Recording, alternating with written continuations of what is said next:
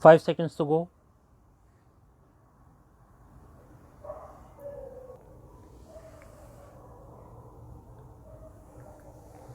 Start. Mr. Chairman, sir, a discussion has been held today on a very important subject. All the honorable members who have taken part in this discussion have given some very good suggestions. I am grateful and thank them for it. You know how much awakened the people have become today. No one had made any efforts in this direction 4 or 5 years ago. First of all, it was our late Prime Minister of India who drew the attention of the people towards it. This problem is not confined to India alone, but is a matter of concern for the entire world.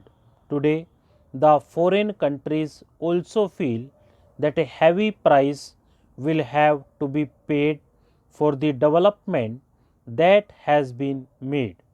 To fight against nature is suicidal, and you all know, and the foreign countries are also saying that if there had been lesser development and the environment had remained unaffected, that might have been better.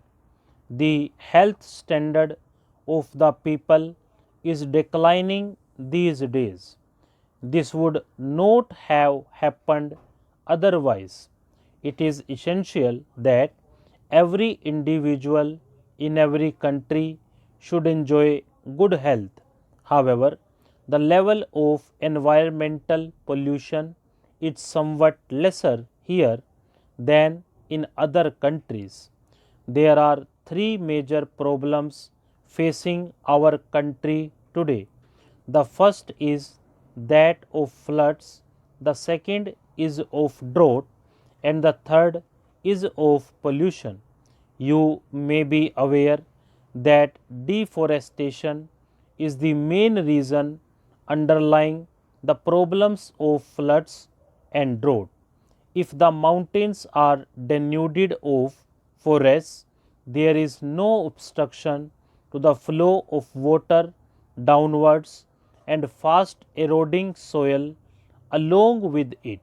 In this manner, the rivers get flooded in our country. About 4 crore hectares of land is flooded.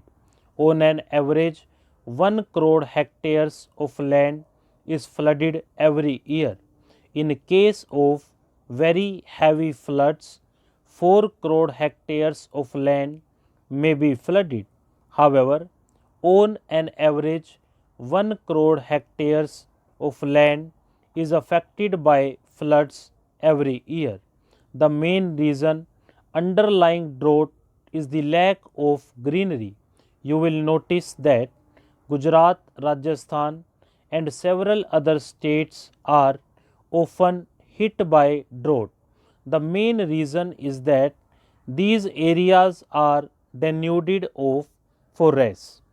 Trees are felled. A law has been enacted in this regard, but there are some shortcomings in it. The honorable members have rightly pointed out that stringent punishment can be avoided under this law, and we must follow it vigorously. We would be considering this law soon and would make necessary amendments in it so that this law becomes as effective as the pollution laws. I would state certain things later on. We want that similar stringent law should be framed about felling of trees also. Along with this, I think that unless people's cooperation is there and until it makes the form of a people's movement, it will not yield the desirable results. I respect the opinions of the honorable members and feel that their feelings are very good, and they have offered some very good suggestions. I would cite an example of the golden times to emphasize the importance, recognition, and respect that our ancient sages gave to the forest. An honorable member from Rajasthan was speaking here. I will tell you a story from Rajasthan which is 250 years old. According to this old story, the Maharaja of Jodhpur had once ordered the felling of trees for constructing a palace. In those days, lime was used for the construction of buildings, but it was to be seasoned before it could be used, and wood was required for that purpose. When the king ordered the felling of trees, the servant replied that it would be difficult to find trees because there had been continuous famine for the past 4 or 5 years. However, there are trees in the villages where the Vishnoi community is living, but they do not fell trees. It is against their religion because trees as well as human beings both have life in them, and as such there is no difference between the two. As soon as you cut a tree and squeeze it a little, a fluid comes out. The fluid is similar to human blood.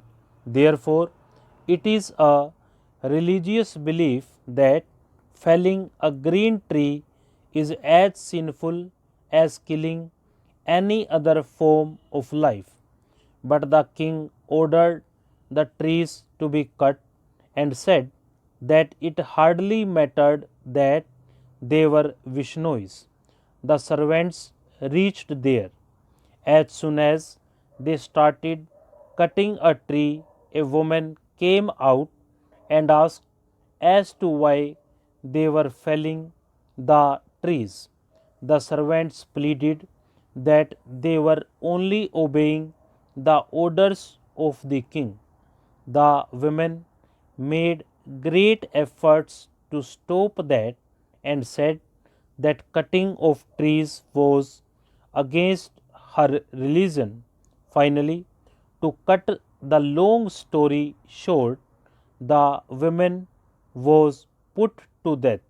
When her three daughters came forward to offer resistance, they also met the same fate. Later, thousands of people assembled there. This happened in a village which is at a distance of 20 miles from Jodhpur. Stop.